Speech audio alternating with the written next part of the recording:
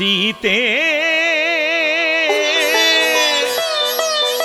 राम कथा हृदयम्।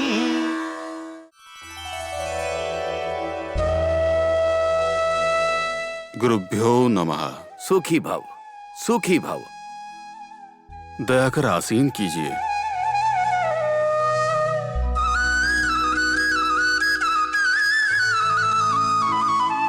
हे गुरुवर, कुछ अधिक काल तक आपके हित वचनों को सुनकर मेरे मन को हल्का करने की जब मैं विचार कर रहा था, तब आपका आगमन हुआ।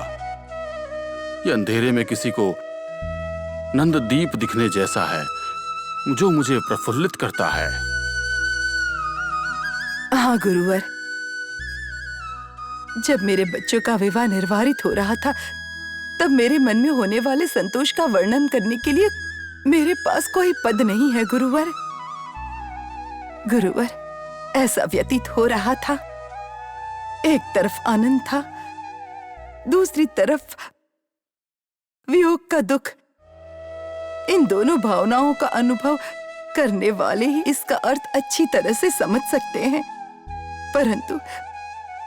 परंतु अब सारे बच्चे जा चुके हैं, तो मन में किसी प्रकार का शून्य आवृत होकर मन में किसी प्रकार की भी इच्छा नहीं रही।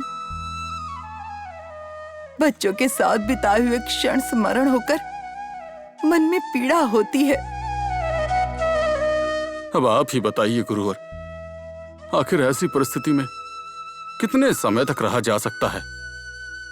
आखिर ऐसे रहना कब तक उचित है गुरुवर? राजदंपति, विवाह के पश्चात कन्या पितृ का इस तरह की भावना का अनुभव करना सहज है, परंतु इस भावना को पार कर सत्य के बारे में विचार कर कर्तव्य का अवलोकन करने पर आप ही अपने मन को समाधान कर पाएंगे।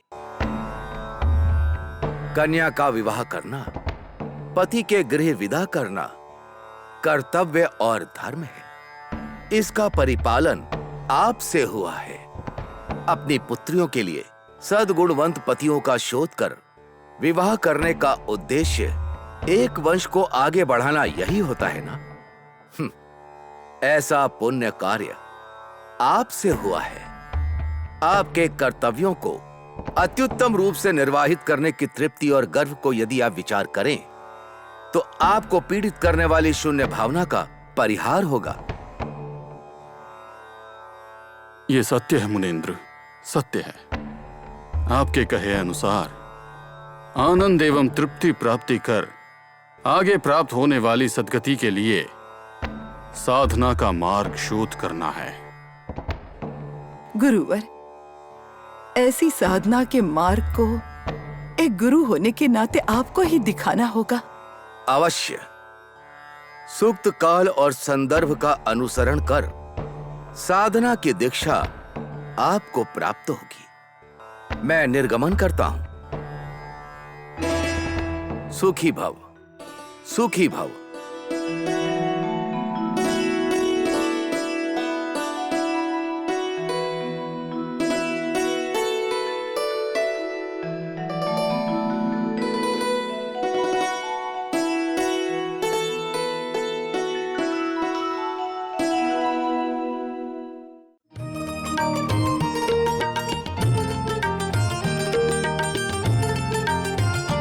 हे अग्रज, क्या आपने मुझे यहां बुलाया? आओ, बैठो। सहोदर विभीषण, आपको एक शुभ समाचार ज्ञात करवाने के लिए हमने यहाँ बुलाया है।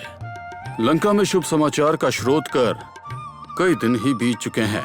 इसी कारण शुभ समाचार को सुनने के लिए मैं काफी उत्सुक हूँ। कृपया क्या है बताइए। सहोदरी शूर्पणखा, इस विषय को मैं ही प्रस्तुत करूं या तुम करना चाहोगी? इसमें क्या है, मैं ही बताती हूँ। भ्राता विभीषण, आप दोनों मामा बनने वाले हैं।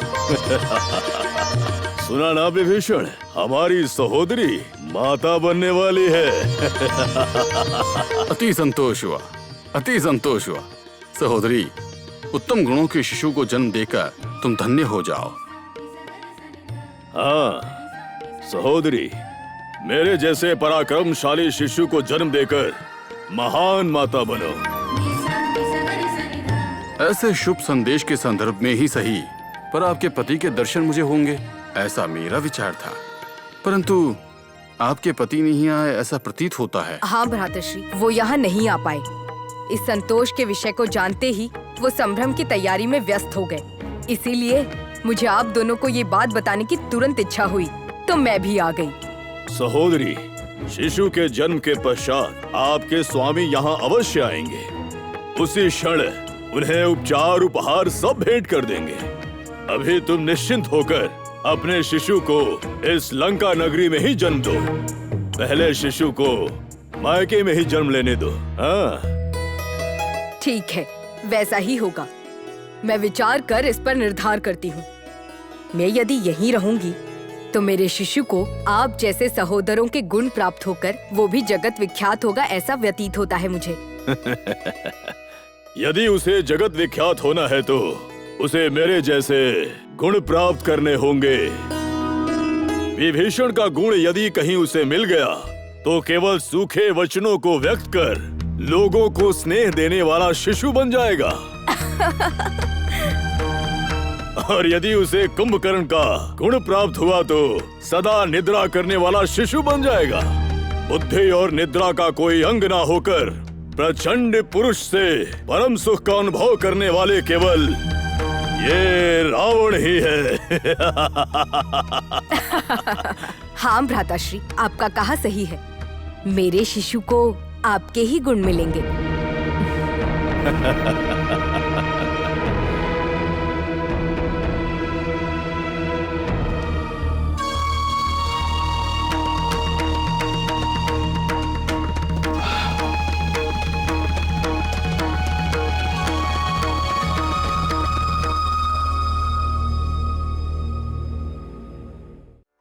सूर्यवंश के नए राज दंपत्ति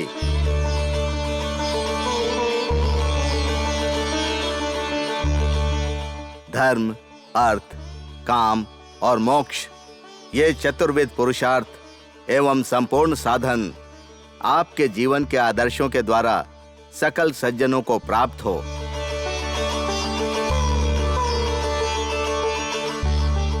दीर्घायुष्मान भव, दीर्घ सुमंगली भव।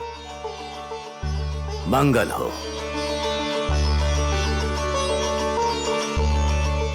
चिरंजीवी भव, दीर्घ सुमंगली भव। चिरंजीवी भव, मंगलमय हो।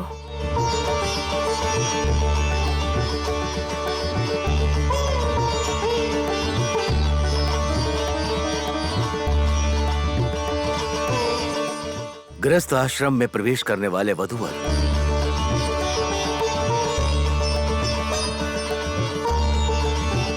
आप सभी के सद्गुणों से हम सभी को संतोषित करिए। सकल भोग भाग्य को अनुभव करने के साथ साथ हमारे कुल की कीर्ति को और भी उन्नत करने जैसे हो। दीर्घायुष्मान भव, दीर्घ सुमंगली भव।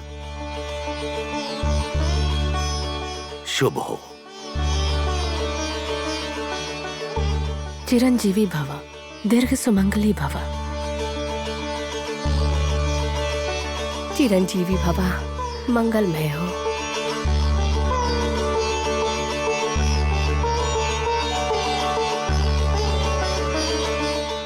सकल सद्गुणों से रूप, यौवन, संपत्ति से सतीपति बने आप लोगों को देखना ही महाआनंद है। आपके आने वाले जीवन के क्षण इसी प्रकार सुखमय हो। दीर्घायुष्मान भव, दीर्घ सुमंगली भव। शुभ हो। चिरंजीवी भव, दीर्घ सुमंगली भव। दीर्घायु भव।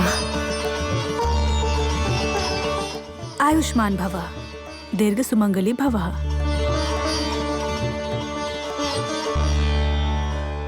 चाहे सुख आए चाहे दुख आए, तुम लोगों का परस्पर प्रेम ऐसा ही बना रहे।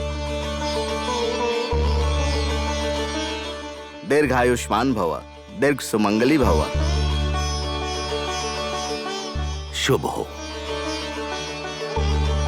चिरंजीवी भव, दीर्घ सुमंगली भव, दीर्घायु भव।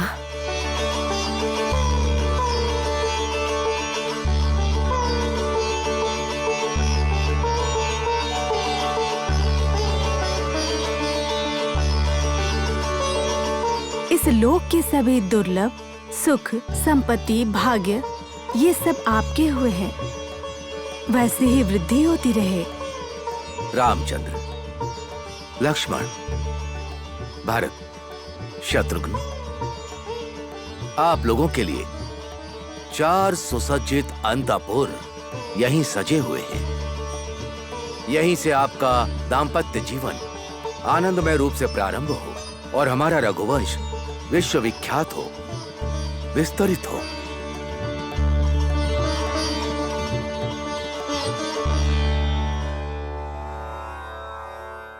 सीते